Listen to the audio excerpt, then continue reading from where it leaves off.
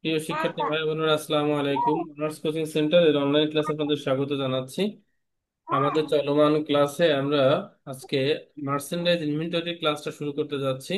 যেহেতু আমাদের সময় কিন্তু খুবই কম, আপনাদের ইতিমধ্যে অনেকের ফর্ম ফিল আপ হয়েও গেছে, যে কোনো মুহূর্তে কিন্তু পরীক্ষার রুটিন চলে আসবে। এবং আপনি ধরে নিতে পারেন যে মোটামুটি আগস্টের 15-20 তারিখের দিকে আপনাদের পরীক্ষা শুরু হওয়ার সম্ভাবনা বেশি। অর্থাৎ জুলাই মাসের লাস্ট মোমেন্টে আপনাদের রুটিন চলে আসতে পারে। এই জন্য বাসায় পড়ালেখা প্রচুর পরিমাণে করবেন, আর আমাদের সময় যেহেতু কম, দ্রুত এগোতে হবে। তো চলুন, মার্চেন্ডাইজ ইনভেন্টরি একটা গুরুত্বপূর্ণ অধ্যায়। এই অধ্যায়ের আমাদের ফিচারটা আমরা একটু দেখে নিই। মার্চেন্ডাইজ ইনভেন্টরি অধ্যায়ের ফিচারটা কেমন। দেখেন, মার্চেন্ট ইনভেন্টরি অধ্যায়ের চিত্রটা এরকম। মার্চেন্ডাইজ ইনভেন্টরি মানে হচ্ছে ব্যবসায়িক মজুত পণ্য। এই ব্যবসায়িক মজুত পণ্য অঙ্কের অধ্যায়টা মূলত আমাদের এখানে দুই মতের অঙ্ক করতে হয়। একটা হচ্ছে পিরিয়ডিক ইনভেন্টরি সিস্টেম, আর একটা হচ্ছে পারপেচুয়াল ইনভেন্টরি সিস্টেম। অর্থাৎ একটা হচ্ছে পিরিয়ডিক মানে কালান্তিক মজুত পদ্ধতি, আর একটা হচ্ছে অবিরত মজুত পদ্ধতি। পিরিয়ড পিরিয়ড মানে হচ্ছে কাল বা সময়। অর্থাৎ এই পদ্ধতিতে একটা সময়ের ব্যবধান পর পর মজুত পণ্য হিসাব করা হয়। যে পণ্যের ব্যবসা করা হয় সেই পণ্যকে কি মজুত পণ্য বলে না? জি। যদি আমরা ব্যবসা করি মার্কার, তাহলে আমাদের ব্যবসায়িক পণ্য কোনটা? মার্কার। যদি আমরা মার্কার। ব্যবসা করি কম্পিউটার, তাহলে ব্যবসায়িক পণ্য কি? কম্পিউটার। কম্পিউটার। তো এই যে ব্যবসায়িক যে প্রোডাক্ট, এটাকে বলা হয় মার্চেন্ডাইজ ইনভেন্টরি বা ব্যবসায়িক মজুত পণ্য। এই মজুত পণ্যের কিন্তু একটা হিসাব করা হয়। কোন কোন কারবারে এই হিসাবটা প্রতিনিয়ত হয়, প্রতিদিন মার্চেন্ডাইজ হিসাব করা হয় যে কয় টাকার মজুত পণ্য ছিল, কয় টাকা বিক্রি হলো, কয় টাকা আছে। তো এই যে পদ্ধতিতে প্রতিদিনই হিসাব প্রতিদিন করা হয়, সেটাকে বলা হয় অবিরত পদ্ধতি। এটাকে কোন পদ্ধতি বলা হয়? অবিরত অবিরত পদ্ধতি বা পারপেচুয়াল ইনভেন্টরি সিস্টেম। এটা অবিরত, ইনভেস্টমেন্ট। আমরা বলি না যে অবিরত বৃষ্টি হচ্ছে তো হচ্ছে, অর্থাৎ এখানে কোনো সময়ের ব্যবধান থাকবে না। কিন্তু পিরিয়ডিক সিস্টেম, এখানে একটা সময়ের ব্যবধান থাকবে। এই সিস্টেমে যারা মেনটেন করে তারা ব্যবসায়িক মজুত পণ্য একটা নির্দিষ্ট সময় পর পর হিসাব করে। সেই সময়টা হতে পারে 1 মাস, 6 মাস বা 1 বছর। তাহলে এই পিরিয়ডিক সিস্টেমে সময়ের ব্যবধান থাকে, সরি, হ্যাঁ, পারপেচুয়ালে কোনো সময়ের ব্যবধান থাকে না। থাকে না। এবার এই পিরিয়ডিক পারপেচুয়াল উভয় সিস্টেম আমাদের গ্রস মেথডে করতে হবে। অর্থাৎ এই পিরিয়ডিক গ্রস মেথডে করতে হবে, পারপেচুয়াল গ্রস মেথডে করতে হবে। আবার এই পিরিয়ডিক নিট মেথডে করতে হবে, পারপেচুয়ালও নিট মেথডে করতে হবে। মেট্রিক।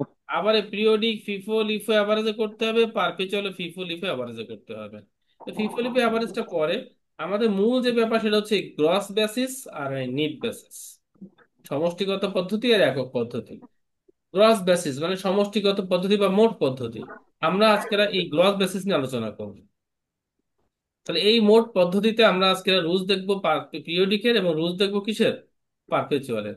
এইখানে মূলত পারপেচুয়াল। আমাদের যেটা করতে হয় সেটি হচ্ছে একটা কারবারের পণ্য ক্রয় বিক্রয় সংক্রান্ত এন্ট্রি থাকে। পণ্য ক্রয়, ক্রয় ফেরত, ক্রয় পরিবহন, বাট্টাকালীন সময়ের মধ্যে টাকা প্রাপ্তি বা প্রদান, বিক্রয়, বিক্রয় ফেরত, বিক্রয় পরিবহন, এই ব্যাপারগুলো থাকে। তো আপনাকে এই এন্ট্রিগুলোকে জাবেদার মাধ্যমে রেকর্ড করতে হবে। কিসের মাধ্যমে রেকর্ড করতে হবে? জাবেদার জাবেদা। মাধ্যমে রেকর্ড করতে হবে। তো আমরা আজকে দেখব এই গ্রস বেসিসে আমাদের পিরিয়ডিকের জাবেদাগুলো কি, আর পারপেচুয়াল জাবেদাগুলোই বা কি। এটা আমরা আলোচনা করব। কারণ মনে রাখবেন, আমি একটা অঙ্ক আছে করাই ক্লাস শেষ করে দিতে পারি, তাতে কিন্তু সফল মানে ভালো একটা ফিডব্যাক পাওয়া যাবে না। আমি যদি আপনাকে রুলসটা বুঝে দিতে পারি, তাহলে আপনার সামনে যে অঙ্ক আসে রুলসটা মেনটেন করে অঙ্ক করতে পারবেন। এই জন্য আমি চাচ্ছি যে আজকে ক্লাসটা আমরা রুলসটা আলোচনা করব, যাতে করে এই গ্রস বেসিসে পিরিয়ডিক এবং পারপেচুয়াল রুলসটা আমাদের মোটামুটি ভালো করে বোঝা হয়ে যায়। তো চলুন আমরা রুলস একটু দেখে নিই। দেখেন, এখানে আমাদের মূলত দুই ধরনের আমাদের এন্ট্রি সামনে আসবে। কিছু এন্ট্রি আসবে পারচেস সংক্রান্ত। পারচেস মানে কি? ক্রয়। কেনা। ক্রয়, ক্রয়, ক্রয়। তাই না? তাহলে কিছু এন্ট্রি আসবে ক্রয় সংক্রান্ত, আর কিছু এন্ট্রি আসবে কি? বিক্রয় সংক্রান্ত। শেষ বিক্রয়। এবার এই ক্রয় সংক্রান্ত এন্ট্রি আছে 5টা। কয়টা এন্ট্রি আছে? পাঁচটা। 5টা। আর বিক্রয় সংক্রান্ত এন্ট্রিও কয়টা আছে? 5টা। চারটা। 5টা। এই 10টা এন্ট্রি, কোন এন্ট্রি কি যাবে যদি আপনি ভালো করে বোঝেন, তাহলে গ্রস বেসিস এর বাইরে আর কিচ্ছু নাই। অর্থাৎ এই 10টা যাবে যদি আপনি ভালো করে বুঝে নেন, আপনার গ্রস বেসিস শেষ। এবার আসেন, তাহলে প্রথমে আমরা দেখবো পার্সেস সংক্রান্ত এন্ট্রি গুলো দেখবো। আপনার সামনে যদি একটা জিনিস মাথায় নিয়ে নিতে হবে, এই পিরিয়ডিক সিস্টেম আমরা জেনারেল জার্নাল করে আসছি না? জেনারেল জার্নাল, আমি জি। তো প্রথমেই করেছি জেনারেল জার্নাল, জার্নাল করছি, লেজার করছি, রেমিল করছি। তো এই পিরিয়ডিক সিস্টেম আর জেনারেল জার্নাল সেম, যাহাই পিরিয়ডিক তাহাই জেনারেল জার্নাল। আপনি যখন জেনারেল জার্নালে আপনার সামনে যদি আসে বাকিতে করে, আপনি কি জাবেদা কি দেবেন? বাকিতে করে জাবেদা পারচেজ ডেবিটের অ্যাকাউন্টস পেয়াবেল ক্রেডিট নাকি? যদি ক্রেডিট। বলেন হ্যাঁ। নগদে ক্রয়, নগদে করা যাবেদা কি দেবেন? Purchase debit cash cash debit credit. Cash debit. Fine, যদি আপনাকে বলি পরিবহনের যাবেদা, তাহলে সেক্ষেত্রে আপনি কি দেবেন? Credit in debit cash credit, তাই না? তাহলে মনে রাখতে হবে পিরিয়ডিক এবং জেনারেল জার্নাল একই, কোনো পার্থক্য নাই। ক্লিয়ার? তাহলে পিরিয়ডিক কিন্তু আমাদের জি। শেষ। পিরিয়ডিক যা, জেনারেল জার্নালও তাই। পারপেচুয়ালে কিছু পরিবর্তন আছে, সেই পরিবর্তনগুলো আমরা একটু বুঝে নিই। ঠিক আছে, আচ্ছা এবার আসেন দেখেন, যখনই আমার সামনে ক্রয় সংক্রান্ত কোনো এন্ট্রি আসবে, আমরা ক্রয় করতেছি, সেটা হতে পারে নগদে অথবা হতে পারে কিসে, বাকি। বাকিতে। বাকিতে। তো এই ধরনের কোন এন্ট্রি যখন আমার সামনে আসবে, নিঃসন্দেহে পিরিয়ডিকে যাবে হবে পারচেজ ডেবিট। কে debit? Purchase purchase debit. Debit. আর নগদ ক্রয় হলে ক্যাশ ক্রেডিট, বাকিতে ক্রয় হইলে অ্যাকাউন্টস পেয়েবল। Accounts payable. এই জায়গাটায় পারপেচুয়ালে যদি আমাকে অঙ্কটা করতে বলে, সেক্ষেত্রে প্রথমে একটু পরিবর্তন আছে। এইখানে কিন্তু পারচেজ ডেবিট করা যাবে না, এখানে ডেবিট করতে হবে কাকে? মার্চেন্ডাইজ মার্চেন্ডাইজ ইনভেন্টরি, মানে ব্যবসায়িক মজুত পণ্যকে সম্পদ হিসেবে ডেবিট করতে হয়। এখানে কেন সম্পদ, এখানে কেন ক্রয়, এর অনেক ব্যাখ্যা আছে, সেই ব্যাখ্যাগুলো এখন আর দেওয়ার সময় নেই। এই ব্যাখ্যাগুলো হয়তো যারা প্রথম দিকে ক্লাস করেছেন তারা হয়তো ব্যাখ্যাগুলো শুনেছেন। এখন এই ব্যাখ্যা দিয়ে সময় নষ্ট করার সময় আমাদের আসলে নাই। তো যাই হোক, আমরা রুলসটা খেয়াল করি। তাহলে পিরিয়ডিকে ক্রয় জাবেদায় আসলে ক্রয় ডেবিট, বাট পারপেচুয়ালে যখন আমরা কব, সেক্ষেত্রে ক্রয় আসলে কাকে ডেবিট করতে হবে? Merchandise merchandise debit. আর উভয় অবস্থাতে নগদ হইলে ক্যাশ ক্রেডিট, বাকি হইলে পেয়াবল ক্রেডিট। Accounts payable. তাহলে পরিবর্তনটা কি বোঝা গেল ক্রয় জাবেদা? জি। ওকে, এবার আসেন ক্রয় ফেরত। যদি আমাদের ক্রয় ফেরত হয়, ক্রয় ফেরত হতে পারে যদি, যেহেতু আমরা পণ্য ক্রয় করছি, কিছু প্রোডাক্টের প্রবলেম থাকতে পারে, আমরা ফেরত পাঠিয়ে দিচ্ছি, তাহলে কি ফেরত হয়ে গেল? ক্রয় ফেরত। তো ক্রয় ফেরত জি। যখন হবে, তখন ক্রয়ের পরিমাণ কি বাড়বে না কমে যাবে? কমে যাবে। ক্রয় ফেরত চলে যাচ্ছে আমার কাছ থেকে পণ্য, তাহলে ক্রয়ের পরিমাণ বাড়বে? কমে যাবে। কমে যাবে। তাহলে কমে ক্রয় যাবে। যদি ডেবিট হয়, তাহলে ক্রয় ফেরত তাহলে কি হবে? ক্রেডিট। এই জন্য পার্সেল ক্রেডিট। রিটার্ন এখানে কি হয়েছে? ক্রেডিট। পারচেজ রিটার্ন এবার ক্রেডিট। যদি আমি নগদে ক্রয় করে থাকি, তাহলে সেই লোক আমার ক্যাশ ফেরত দেবে না? জি। তাহলে ক্যাশ ফেরত পেলে ক্যাশ কি? ডেবিট। ডেবিট। ডেবিট। আর যদি বাকিতে ক্রয় করে থাকে, তাহলে পাওনাদার কমে যাবে, তাই কমে গেলে কি হয়? ডেবিট। ডেবিট। তাহলে এখানে কিন্তু মনে রাখতে হবে, আমি কি যাবে দেখি দুটোটা দেবো নাকি, ক্যাশ পেয়াবেল দুটোটা দেবো নাকি? যে কোনো এখানে একটা। যে কোনো একটা, কিন্তু এই এন্ট্রিতে উল্লেখ থাকবে নগদে নাকি বাকিতে, সেই অনুযায়ী যে কোনো একটা আসবে। তো যাও পারপেচুয়ালে জি। লক্ষ্য করি। পারপেচুয়ালে সেম ক্যাশ অথবা অ্যাকাউন্টস পেয়েবল ডেবিট, কিন্তু ক্রেডিট হবে কে? Merchandise merchandise inventory. কারণ ইনভেন্টরি। মার্চেন্ডাইজ। এখানে যখন পণ্য ক্রয় করেছিলাম, সম্পদ বৃদ্ধি করেছিলাম, তাহলে যখন ফেরত পাঠাবো সম্পদ কি হ্রাস পাবে না? জি। জি। এই জন্য মার্চেন্ডাইজ ডেবিট থেকে কি হয়ে যাবে এখানে? ক্রেডিট। পরিবর্তনটা কি ক্রেডিট। হচ্ছে? এখানে ক্রেডিট হচ্ছে পার্সেল রিটার্ন, বাট এখানে ক্রেডিট হচ্ছে কে? মার্চেন্ডাইজ। Merchandise inventory. ক্রয় ফেরতে যাবে নাকি? ক্লিয়ার? আমি কিন্তু ইয়েস। আবারও বলছি, আপনি যদি এই 10টা ক্রয়ের 5টা বিক্রয়ের 5টা রুলস আপনি আজকে বুঝে নেন, আপনার সামনে যে অঙ্ক দিয়ে গ্রস মেথড আপনি ইনশাল্লাহ পারবেন। ঠিক আছে, এবার আসেন। জি। এই যে পণ্য ক্রয় করলাম, এই ক্রয়কৃত পণ্য আমার কারবারে নিয়ে আসতে একটা পরিবহন খরচ আছে না? সে রিক্সায় আনি, ভ্যানে আনি, ঠেলায় আনি, আর গাড়িতে আনি, এটা পরিবহন খরচ আছে কিনা?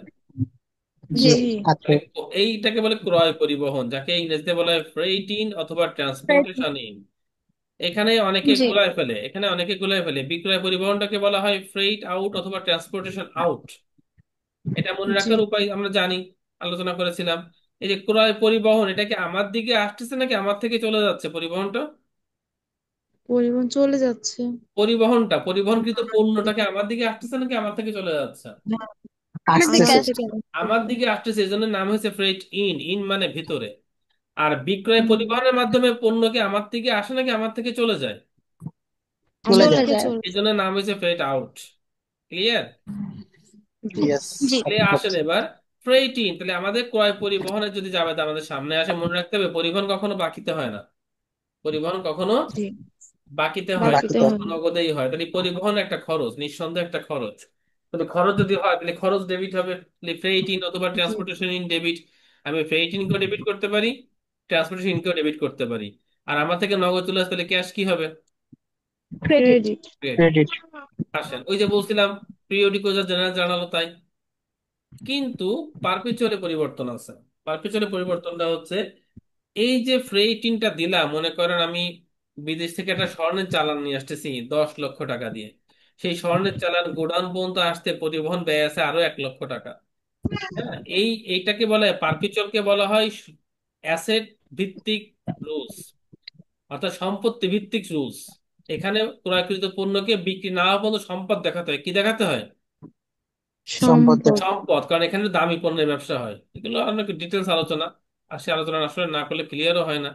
পিরিয়ডিকে সাধারণত একটু কম মূল্যের পণ্য ব্যবসা হিসাব করা হয়, পারপেচুয়ালি বেশি মূল্যের পণ্য ব্যবসা হিসাব করা হয়। যেমন একজন স্বর্ণ ব্যবসায়ী, একজন স্বর্ণ ব্যবসায়ী কি 6 মাস পরে হিসাব করলে কাজ হবে নাকি প্রতি হিসাব করা দরকার তার জন্য?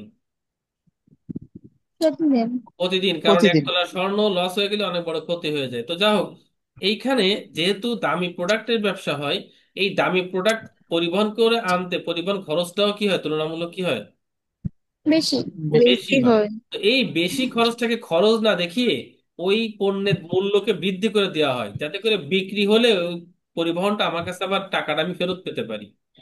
আমি মনে করেন হুম। 10 লাখ টাকা পণ্য কিনছি, যদি সেখানে 1 লাখ টাকা পরিবহন ব্যয় হয়, এবার আমি ওই 1 লাখ টাকা পরিবহন খরচ না দেখিয়ে যদি আমি সম্পত্তির মূল্যকে বাড়িয়ে দিই, পণ্যের মূল্যকে বাড়াই, তাহলে ওই পণ্য যখন হুম। বিক্রি করবো তখন টাকাটা আমি কি পাবো, রিটার্ন পাবো না? হ্যাঁ। হ্যাঁ। কথা কি বোঝাতে পারছি? যে জি। কারণে পারপেচুয়ালে ক্রয় পরিবহনটা খরচ না দেখিয়ে ওই যে সম্পত্তি আমরা মজুত পণ্য ডেবিট করছিলাম, এখানে সেই মজুত পণ্যকে ডেবিট করে ক্রয় পরিবহন দ্বারা মজুত পণ্যের দামটা কি করে দেওয়া হয়, বৃদ্ধি করে দেওয়া হয়। তাহলে কি হলো, পরিবহনের জাবেদা পিরিয়ডিকের ক্ষেত্রে ডেবিট হয় কে, খরচ হিসেবে ক্রেডিটিং। Credit debit. কিন্তু পারপেচুয়ালে পরিবহনের জাবেদা ওই পণ্যের প্রোডাক্টের দামটা বৃদ্ধি করার জন্য মার্চেন্ট ইনভেন্টরি কি করে দেওয়া হয়, ডেবিট। ডেবিট। পরিবর্তনটা কি বোঝা যাচ্ছে? জি। জি। ওকে, এবার আসেন, এই যে বাকিতে ক্রয় করলাম, মনে করেন নগদ না, আমরা ক্রয় করছিলাম বাকিতে, তাহলে বাকিতে ক্রয় করলে আমাদের পাওনাদার সৃষ্টি হয়েছে, সে পাওনাদারকে কি টাকা দেওয়া লাগবে না? হুম। জি, দেয়া এবার লাগবে। এইখানে হয় বর্তমান ব্যবসায় জগতে কিন্তু অধিকাংশ ব্যবসায় লেনদেন হয় নগদে নাকি বাকিতে, বলেন তো? বাকিতে। বাকিতে বাকিতে। হয়। বাকিতে না হলে কিন্তু ব্যবসায় হয় না। এবার আসেন, এই বাকি টাকা ওঠানোর জন্য যে টাকা পাবে তারা বাট্টার সুযোগ দিয়ে থাকে, আমরা জানি 210, নেট 30, 21, নেট 12, এরকম বিভিন্ন ডিসকাউন্ট অফার দেওয়া থাকে। হ্যাঁ, এই অফারগুলো কিন্তু আমরা অঙ্কে করেছি, আমরা অঙ্কে দেখেছি। এ ধরনের অফার দেওয়া থাকে, আমরা জানি না? হ্যাঁ। এ ধরনের অফার দেওয়া থাকে। অর্থাৎ যদি আগামী 10 দিনের মধ্যে টাকা লেনদেন হয়, তাহলে কয় পার্সেন্ট বার্তা পাওয়া যাবে? 2%। 2%। 10 দিন কোনোভাবে ফেইল হলে মোট 30 দিনের মধ্যে টাকা দিতেই হবে, যখন আর কোনো বার্তার সুযোগ থাকবে না। থাকবে না। তো এই ধরনের অফার দিয়ে টাকা পয়সা লেনদেন করা হয়। তো যা হোক, তাহলে এখন দুটো ঘটনা ঘটতে পারে, বার্তাকালীন সময়ের মধ্যেও লেনদেন হতে পারে, অথবা বার্তাকালীন সময়ের বাইরেও লেনদেন হতে পারে। পরবর্তী। তাহলে আমরা এখন এই পাওনাদারকে বার্তাকালীন সময়ের ভিতরেও টাকা দিতে পারি অনেক সময়, আবার অনেক সময় বার্তাকালীন সময়ের বাইরেও টাকা দিতে পারি। বাইরেও যেতে মানে পারে। এখন প্রথমে ধরে নিই যে আমরা ক্যাশ পেইড করছি উইথ ইন ডিসকাউন্ট পিরিয়ড, মানে ডিসকাউন্ট পিরিয়ডের মধ্যে। ভিতরে। আচ্ছা, যদি ডিসকাউন্ট পিরিয়ডের ভিতরে টাকা আমরা দিই, আমরা কি সব টাকা দেবো নাকি বাট্টা পাবো? বাট্টা পাবো। বাট্টা পাবো। বাট্টা পাবো। আচ্ছা আসেন, বাট্টা যখন পাই এটা কি আয় না ব্যয়? এটা আয়। এটা তো বুঝি যে 10,000 টাকা আমাদের কাছে পেতো, আমরা তাদের শর্ত অনুযায়ী 10 দিনের মধ্যে টাকা দিতে সক্ষম হচ্ছি, আমরা 2% ছাড় পাবো। তো 10,000 2% হুম। মানে 200 টাকা। তাহলে 200 টাকা যদি ছাড় পেয়ে যায়, তাকে আমরা দেবো কয় টাকা, 9,800 টাকা, নাকি? হুম। তাহলে এইখানে আসেন, জি। টাকা যাই দিয়া ছাড় যাই পায় না কেন, লেনদেন নিষ্পত্তি হচ্ছে কত টাকার, পুরো 10,000 টাকার। 10,000 টাকা। তাহলে অ্যাকাউন্টস পেবল ডেবিট হবে পুরো টাকাটা, তাই তো? জি। আচ্ছা, জি। ক্যাশ জি। ক্রেডিট, যে টাকাটা ক্যাশ দেবো সেই টাকাটা ক্যাশ ক্রেডিট হয়ে যাচ্ছে। আর যেটা জি। ছাড় পেলাম এটা আমার এক প্রকার আয়, আয় হলে সেটা হয় হুম। ক্রেডিট, যাকে বলা হয় ক্রয় বার্তা, ক্রেডিট। এটাকে বলা হয় purchase discount. Discount. Accounts payable debit হবে 10,000 টাকা, cash credit 9,800, purchase discount 9,800। Credit আর 200। Party discount 2,000। 200। 200। এবার আসেন, পরিবর্তনটা কোথায় লক্ষ্য করেন, পারপেচুয়ালের ক্ষেত্রে এই ক্রয় বার্তা কি নামে রেকর্ড হচ্ছে? Merchandise inventory. কেন? এটা হচ্ছে প্রশ্ন। এখানেও সেম টু সেম, যেহেতু আমাদের লেনদেন নিষ্পত্তি হচ্ছে, অ্যাকাউন্টস পেবল দায় কমে যাচ্ছে, অ্যাকাউন্টস পেবল কি হয়ে যাচ্ছে? Debit credit. 10,000 টাকা।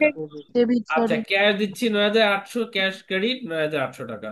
এইখানে ক্রয়বারটা রেকর্ড হচ্ছে মার্চেন্ডাইজ ইনভেন্টরি নামে। তার কারণ হচ্ছে দেখেন, এর আগে যখন এটা আয়। পণ্য ক্রয় করেছিলাম কাকে ডেবিট করেছিলাম? মার্সেন্ডাইজ। মার্চেন্ডাইজ সম্পদ দেখাইছি। যখন পণ্য ফেরত গেছে মার্চেন্ডাইজ হ্রাস করে দিছি। আবার এই পণ্য সংক্রান্ত ব্যয়, পরিবহন ব্যয় ছিল, মার্চেন্ডাইজের মূল্যকে আবার কি করে দিছিলাম? বিক্রি করে বৃদ্ধি দিছিলাম। করে দিছিলাম। আচ্ছা, মার্চেন্ডাইজ সংক্রান্ত ব্যয়, পণ্য সংক্রান্ত ব্যয়ের দ্বারা যদি পণ্যের মূল্য বৃদ্ধি করতে হয়, তাহলে পণ্য সংক্রান্ত ছাড়ের দ্বারা পণ্যের মূল্য কি করতে হবে? বৃদ্ধি করতে হবে। ছাড়ের দ্বারা বৃদ্ধি করতে হবে। না, সরি সরি। আবার হ্রাস বলছি, করতে হবে স্যার। পণ্য সংক্রান্ত ব্যয়, এর দ্বারা যদি পণ্যের মূল্য বৃদ্ধি পায়, তাহলে পণ্য সংক্রান্ত ছাড় যেগুলো আমার দেওয়া লাগলো না, তার জন্য পণ্যের মূল্য কি করতে হবে? হ্রাস পাবে। হ্রাস করতে হবে না? জি। আপনার এখানে পণ্য ক্রয় করা ছিল 10,000 টাকার, কিন্তু অ্যাকচুয়ালি ছাড়ের কারণে আপনি তাকে দিচ্ছেন কত টাকা? 9,800। 9,800। তাহলে দেওয়া লাগলো না কত টাকা? 200 টাকা। 200 টাকা। তাহলে এই 200 টাকা কি পণ্যের মূল্য কি বাড়বে নাকি কমাতে হবে? কমাইতে হবে। তাহলে কমাতে গেলে আপনি ডেবিট করবেন না ক্রেডিট করবেন? ক্রেডিট করব। তাহলে মনে রাখবেন, এই যে ক্রয় বার্তা ছাড় পেলাম, এই ক্রয় বার্তা পিরিয়ডিক সিস্টেমে স্বাভাবিকভাবে আয় হিসেবে আমরা রেকর্ড করি, বাট পারপেচুয়াল সিস্টেমে ওই পণ্যের মূল্য কমায় দেওয়ার জন্য তাকে কি করতে হবে? মার্চেন্ডাইজ নামে কি করতে হবে? হ্রাস করতে হবে। ক্রেডিট করে দিতে হবে। এবার যখন আপনি মার্চেন্ডাইজের খতিয়ান করবেন, কথার কথা এখানে মার্চেন্ডাইজ ডেবিট আসছে মনে করেন 10,000 টাকা। কত টাকা? 10,000। এবার মার্চেন্ডাইজ মনে করেন ক্রেডিট করলেন 200 টাকা, তাহলে অ্যাকচুয়াল মার্চেন্ডাইজের মূল্য কয় টাকা লেজারে দেখাবে? 10,000 টাকা। 9,800 টাকা। ডেবিট থেকে 200 টাকা ক্রেডিট মাইনাসে অ্যাকচুয়াল মার্চেন্ডাইজ মূল্য কত টাকা চলে আসবে? 10,800। নয় 9,800। হাজার আটশো টাকা অর্থাৎ একটা মেসেজ, মেসেজ হচ্ছে পারপেচুয়াল সিস্টেমে পণ্য সংক্রান্ত ব্যয়ের দ্বারা পণ্যের মূল্য বৃদ্ধির কারণে মার্চেন্ডাইজ কি হয়? ডেবিট। বৃদ্ধি পায়। ঠিক একইভাবে পণ্য সংক্রান্ত ছাড় বা পণ্য সংক্রান্ত যে ব্যয়টা আমার করা লাগলো না, তার জন্য মার্চেন্ডাইজের মূল্য হ্রাস করে কি করতে হবে? ক্রেডিট। মাইনাস করতে হবে। ক্রেডিট করতে হবে। তাহলে এইখানে পরিবর্তনটা কি বোঝা গেল? ক্রয় বার্তা, পার্সেন্টেজ করা মার্চেন্ট ইনভেন্টরি। জি। আচ্ছা, এবার যদি আমরা বার্তা সূচকের বাইরে চলে যাই, কোনো ছাড় কি সে লোক আমাদের দেবে? না। তার মানে এবার কি পুরো টাকাটাই, 10,000 টাকা পুরোটাই দেওয়া লাগবে, কোনো ছাড় আমরা পাবো না। পাবো না। সেক্ষেত্রে সিম্পল যাবে accounts payable debit cash credit. এখানেও তাই accounts payable debit cash credit, কোনো পরিবর্তন নাই। আপনি যদি ক্রয় সংক্রান্ত পারপেচুয়াল আর পিরিয়ডিকের এই 5টা রুলস আপনি মেমোরাইজ করতে পারেন, আপনি রিয়েলাইজ করতে পারেন, তাহলে আমার মনে হয় না ইনশাল্লাহ আপনার পার্চেস নিয়ে কোনো আপনার সামনে বাঁধবে। স্যার, শেষেটা আরেকবার একটু বলবেন? অবশ্যই। আপনার এইখানে মনে করেন বারটা শুরু ছিল 10 দিন, যার কাছে আপনি ক্রয় করেছেন সে আপনাকে অফার দিছিল 10 দিনে, যে 10 দিনের মধ্যে টাকা দিলে আপনাকে 2% ছাড় দিব, কিন্তু আপনি দিতে পারেন না, আপনি টাকা দেখেছেন 10 দিনের পরে, যে আপনাকে কোনো ছাড় দেবে? না। জি না। তার কাছ থেকে আপনি কিনছিলেন মনে করেন 10,000 টাকা, কত টাকা কিনছিলেন? 10,000 টাকা। এবার কি পুরো 10,000 টাকায় দেওয়া লাগবে না? জি। এবার 10,000 টাকা যদি পুরোটাই আমরা দিয়ে দিই, তাহলে যেহেতু আমাদের পাওনা দাওয়া কমে যাচ্ছে, অ্যাকাউন্টস পেয়েবল ডেবিট, আর নগদ চলে গেলে কি ক্যাশ। ক্রেডিট। এখানে ছাড়ের কোনো বিষয় নাই, যে কারণে আর কোনো ফাংশন এখানে নাই। এখানে পিরিয়ডিকে যে যাবে দা আর পেছনে সে একই যাবে দা, কোনো পরিবর্তন নাই। জি। শুধু আচ্ছা ড্যাশ বলেন, ড্যাশ দিয়ে। পার্সেল সংক্রান্ত রুলসে কারো কোনো প্রশ্ন আছে প্লিজ? আমরা হুম। কিন্তু এক একটা ক্লাসে এক একটা টপিক শেষ করব কিন্তু। আজকে গ্রোস মেথডের রুলস আলোচনা করতেছি, একটা অঙ্ক দেখাই দেবো করা অঙ্ক, 5টা অঙ্ক বাসার কাজ দেবো। আগামী ক্লাসের আগে 5টা অঙ্ক আপনাকে হাতে প্র্যাকটিস করতে হবে। সামনে ক্লাস আলোচনা হবে নিট মেথড নিয়ে। ঠিক আছে? জি। এবার আমরা যাবো সেলস মেথডে, সেলস এর 5টা রুলস। পার্সেসের 5টা রুলস দেখলাম, এবার সেলস এর 5টা রুলস। আসেন এবার, একইভাবে আমার বিক্রয় নগদে হতে পারে, বাকিতে হতে পারে। নগদে হতে পারে, বাকিতে হতে বাকিতে পারে। হতে হবে। যাক, যদি নগদে হয় তাহলে আমরা ক্যাশ পাবো, যদি বিক্রি করতে তাহলে ক্যাশ কি? ডেবিট। ক্রেডিট। বাকিতে হইলে দেনাদার সেলস ডেবিট। ক্রেডিট। আর বিক্রয় একটা আয়, আয় হলে আমাদের সেলস ক্রেডিট, নর্মাল যাবে না। হুম। পিরিয়ডিকও যা জেনারেল জানালো তাই। তাই। এবার পারপেচুয়ালের দেখেন একটা পরিবর্তন আছে। পারপেচুয়ালে প্রথম জাবেদা ঠিক আছে, এই যে জাবেদাটা করলাম, ক্যাশ ডেবিট অথবা রিসিভেবল ডেবিট আর সেলস ক্রেডিট, এটা কি ক্রয় মূল্যের জন্য বিক্রয় মূল্যের জন্য বলেন তো? বিক্রয় মূল্যের জন্য। অবশ্যই বিক্রয় মূল্যের জন্য, কারণ এ তো বিক্রি হচ্ছে। জি। মনে করেন এখানে আমাদের সেলস হয়েছে টাকাটা, মনে করেন কত কত, 20,000 টাকা মনে করেন সেলস হয়েছে। আমি একটু কম ধরি, জায়গা ছোট তো। মনে করেন 200 টাকা সেলস হয়েছে, তাহলে আমাদের 200 টাকা ধরলাম আমরা, বাকিতেই সেলস হয়েছে কত টাকা? বাকি ৳200। 200 টাকা। তাহলে আমাদের অ্যাকাউন্ট রিসিভেবল ডেবিট হবে কত টাকা?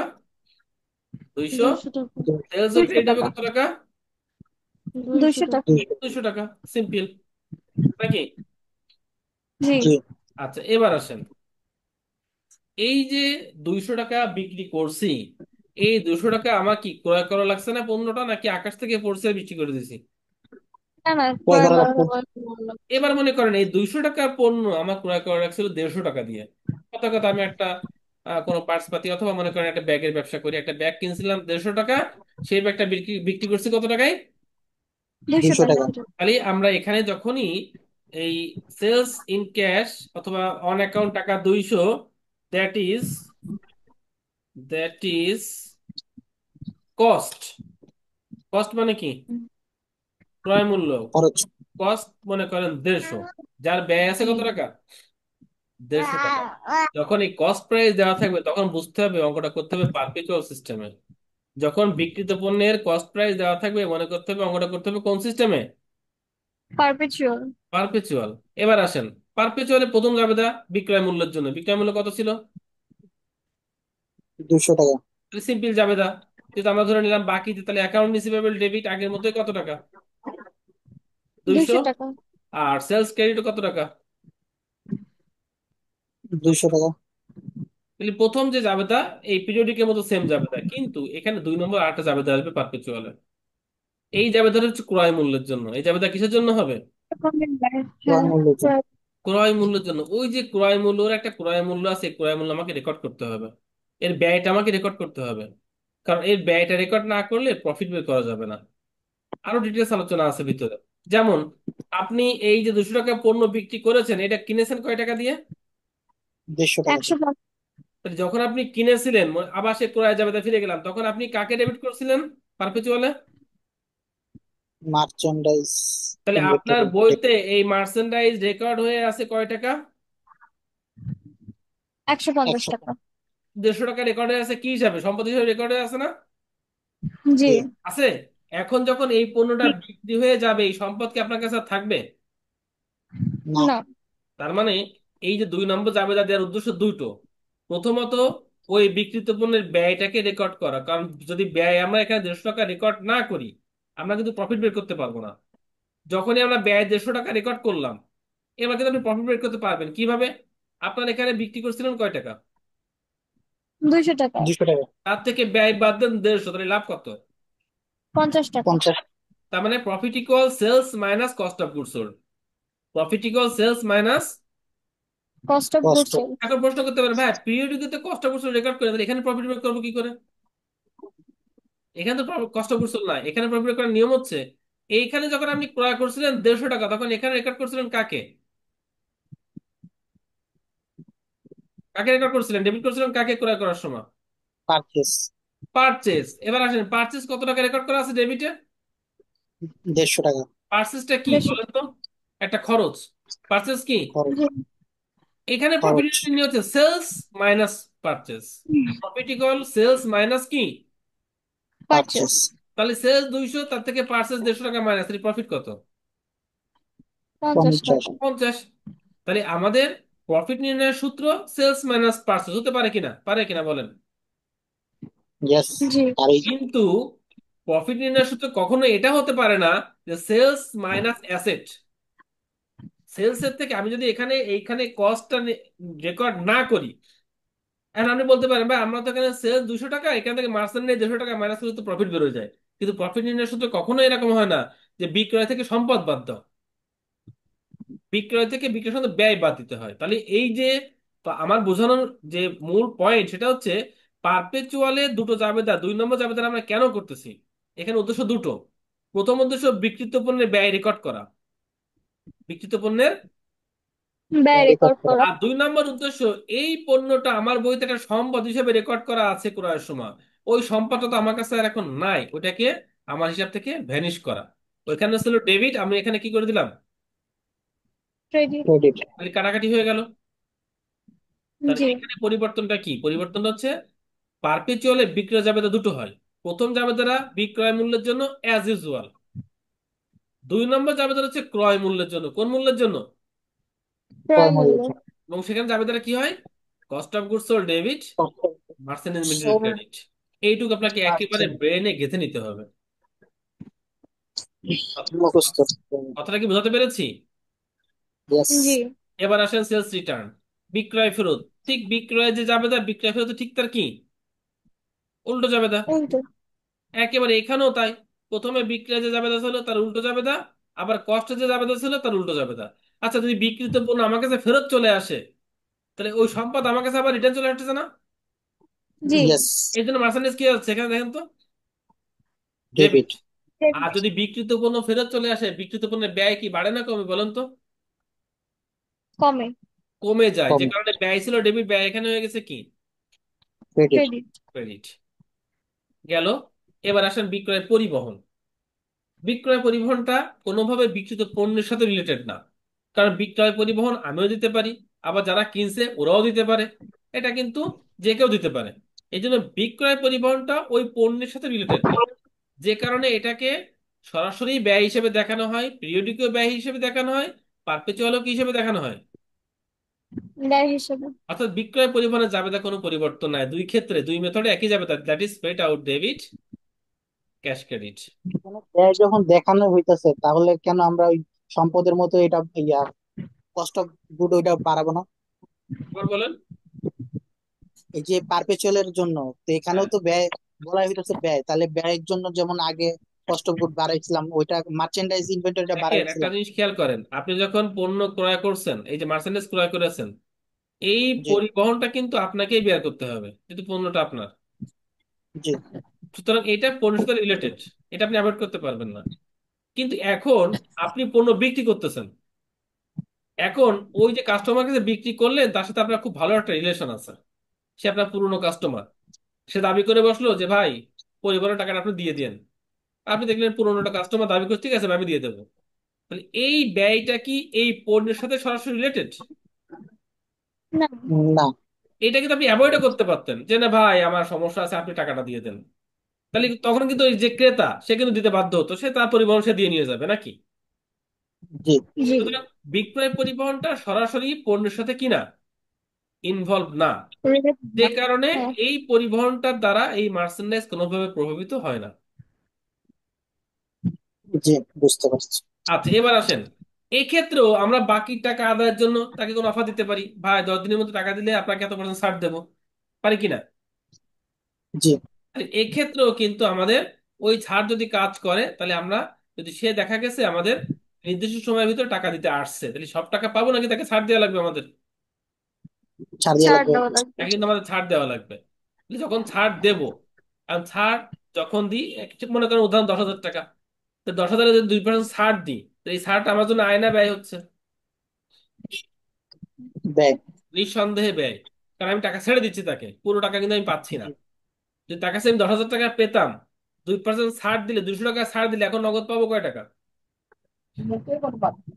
9,800। উম, 9,800। তাহলে এখন ক্যাশ পাবো 9,800, ক্যাশ ডেবিট। ওকে। সেলস ডিসকাউন্ট এবার 200। যে টাকাটা ছাড় দিলাম এটা কিন্তু একটা ব্যয়, এটা কি একটা ব্যয়। ব্যয়। ব্যয়টা কি নামে রেকর্ড হচ্ছে? সেলস ডিসকাউন্ট বা সেলস বিক্রয় ডিসকাউন্ট বাট্টা। ডেবিট। বিক্রয় বাট্টা, বাট্টা। ডেবিট। আর লেনদেন নিষ্পত্তি হচ্ছে অ্যাকাউন্ট রিসিভেবল ডেবিট থেকে কি হয়ে যাচ্ছে, ক্রেডিট। মাইনাস। ক্রেডিট। যাবে, তারা কি বুঝতে পারলাম, এটা কোনো সমস্যা আছে মেয়েরা? স্যার আরেকবার বলবেন? অবশ্যই। আপনি বিক্রি করেছিলেন মনে করেন 10,000 টাকা, কয় টাকা বিক্রি করছিলেন? দশ আচ্ছা হাজার আপনার টাকা এইটাই ধরি, 200 টাকা ধরি, কয় টাকা বিক্রি করছিলাম বাকিতে আমরা এখানে? 200 টাকা। 200। এবার ওই কাস্টমারকে বলছিলাম 10 দিনের মধ্যে টাকা দিলে তাকে আমরা 2% ছাড় দেবো, সে ঠিকই 10 দিনের মধ্যে টাকা নিয়ে হাজির হয়ে আসছে। তার তার কাছে আমরা পুরো 200 টাকা নিতে পারবো না, কিন্তু 2% ছাড় দেওয়া লাগবে। 2% ছাড় দিবেন? 200 টাকা 2% ছাড় দিলে ছাড় হবে 4 টাকা। তাহলে আপনি কি 200 টাকা পাবেন নাকি 196 টাকা পাবেন, কয় টাকা পাবেন? 196। তাহলে ক্যাশ ডেবিট হবে 196। ক্লিয়ার? জি স্যার। এবার যে টাকাটা ছাড় দিলেন এটা কি আপনার আয় নাকি ব্যয়? ব্যয়। ছেড়ে দিচ্ছেন, আপনি টাকাটা পাচ্ছেন না, তাহলে এটা আয় হচ্ছে না ব্যয় হচ্ছে? ব্যয় ব্যয় হচ্ছে। হচ্ছে। ব্যয় হলে ব্যয় ডেবিট, সেলস ডিসকাউন্ট ডেবিট 4 টাকা। এবার লেনদেন নিষ্পত্তি হয়ে গেল, অর্থাৎ রিসিভেবল ভ্যানিশ হয়ে গেল কয় টাকা? 200 টাকা। 200। আমাদের অ্যাকাউন্ট রিসিভেবল ছিল ওই যে ডেবিট, সেখান থেকে হয়ে যাবে এখন ক্রেডিট 200 টাকা। ঠিক আছে? ইয়েস। পারপেচুয়ালে সেম জাবেদা, কোনো পরিবর্তন নাই। হুম। আচ্ছা, যদি বারটার বাইরে টাকা দিতে আসে কোনো ছাড় কি দেবো? না। কোনো ছাড় দেবো না, তখন পুরো টাকাটাই নেব। That is cash to receivable, cash to receivable. এই হচ্ছে আমাদের সেলস সংক্রান্ত 5টা রুলস, মোট 10টা রুলস গ্রস মেথডে। আমরা দ্রুত একটা অঙ্কর ফিগার দেখব।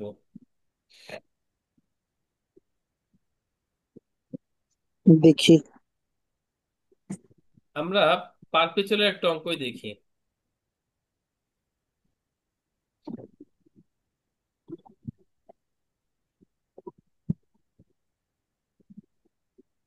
দেখেন, এই হচ্ছে একটা অঙ্কের ফিগার।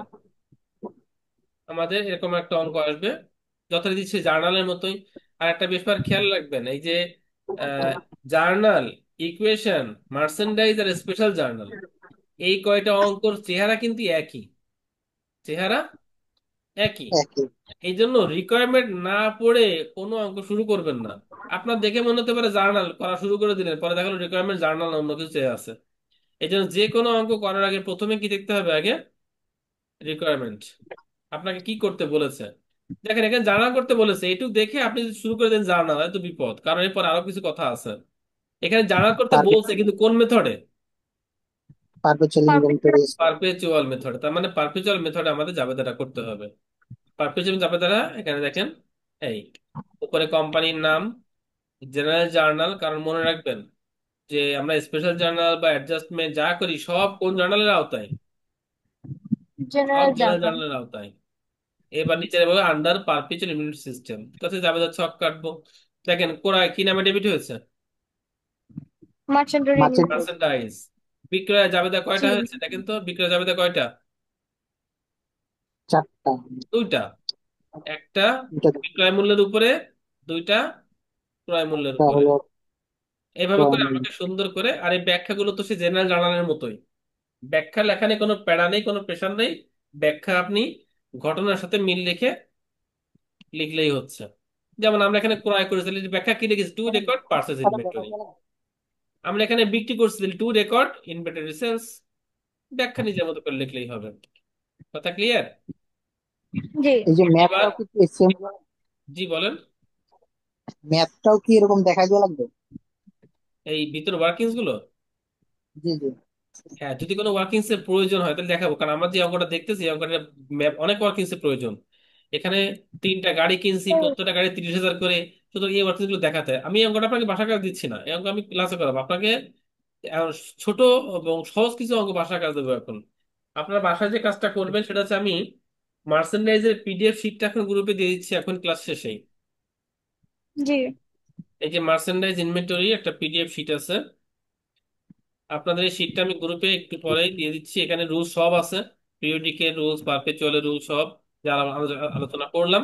এখান থেকে শুরু হচ্ছে অঙ্ক, কিন্তু পার্ট বির অঙ্ক দেখার দরকার নাই। পার্ট বি এর ভিন্নতা আসলে এই যে পার্ট সি, এই পার্ট সির কমপক্ষে প্রথম 5টা অঙ্ক, একটা পিরিয়ডিকের অঙ্ক আর একটা কি পারপেচুয়ালের অঙ্ক, দুটো অঙ্ক হাতে নাতে প্র্যাকটিস করবেন। যে এন্ট্রি পারবেন না সেই এন্ট্রি দিয়ে জাবেদার জায়গা ফাঁকা রাখবেন। আমি প্রয়োজনে বলে দেবো পরে, কিন্তু অঙ্ক অবশ্যই প্র্যাকটিস করবেন। মানে এই শীটের 1 থেকে 5, এই 5টা অঙ্ক অবশ্যই প্র্যাকটিস করবেন। আমার কথা